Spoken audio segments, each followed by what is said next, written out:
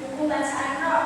Nah, tujuan pembelajaran kali ini kalian akan diharapkan mampu menerangkan buku bacaan Qalqalah dan roh yang ada pada surat tertentu ya. Nah, yang pertama itu ada buku bacaan Qalqalah. Qalqalah merupakan melafalkan huruf-huruf tertentu dalam satu kalimat dengan suara mengatur pada makros atau tempat keluarnya huruf.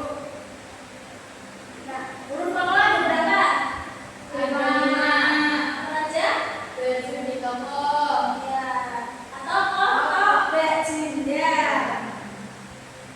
Kemudian di sini ada dua macam Qalqalah. Yang pertama ada Qalqalah Sughra dan Qalqalah Kubra. Nah, Qalqalah Sughra itu terjadi pada terdapat huruf Qalqalah yang mendapat harokat sukun asli atau mati. Nah, contohnya ada Fadli, Fi, Ibadi.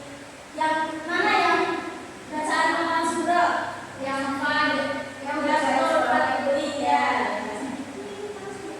Kemudian selanjutnya Qalqalah Kubra itu apabila ada huruf Qalqalah berada di akhir kalimat atau kata yang dibaca susun. Contohnya pada Quran surat Al-Ikhlas yaitu Qul huwallahu ahad.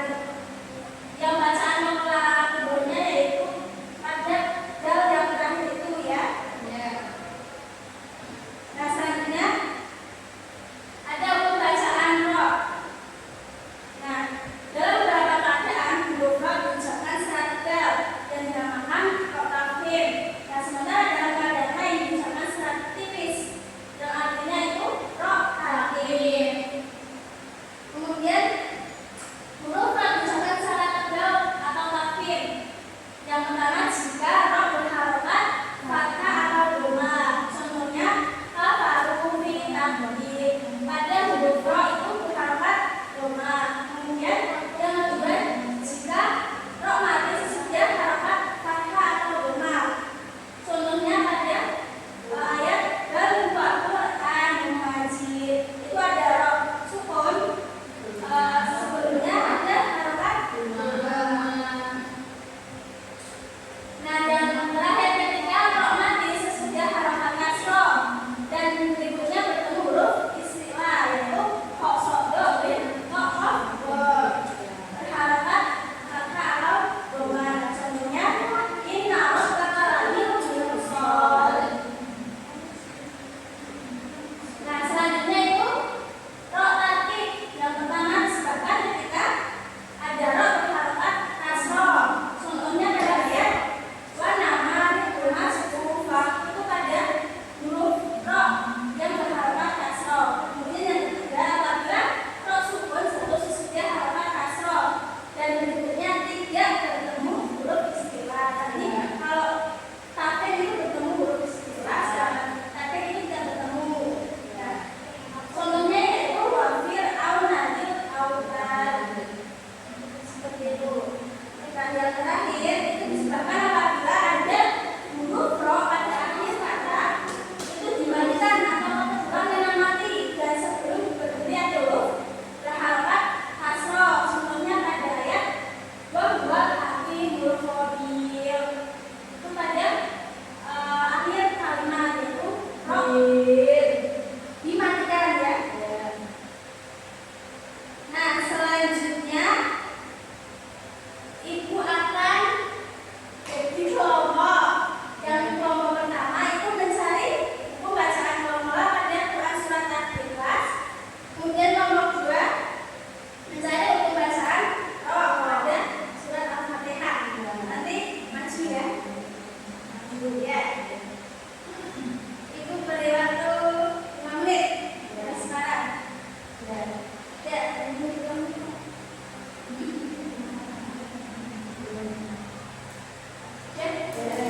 silakan kelompok 1. Suratnya kok? Ya.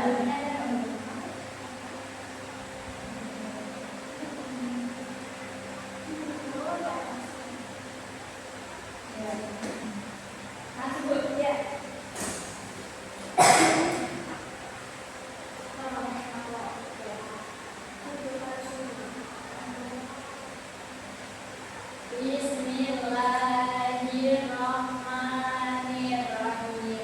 Qul huwallahu ahad. Nah, pada ayat 1 di kalimat ahad itu ada hafalah kubra. Terus Allahus somad.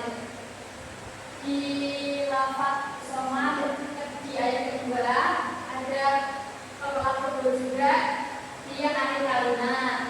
Terus lam yalid walam yulad. Nah, di situ ada dua jenis hafalah. Yang pertama sumbernya di lam yalid. Nah, yang hafalah kubranya di yulad di akhir ayat. Terus balam yakul lahu kufuwan ahad. Itu ada hafalah kubra di akhir kalimat di lafaz ahad. Betul ya? Silakan kelompok 2. Iya. Bismillah ayat. Iya.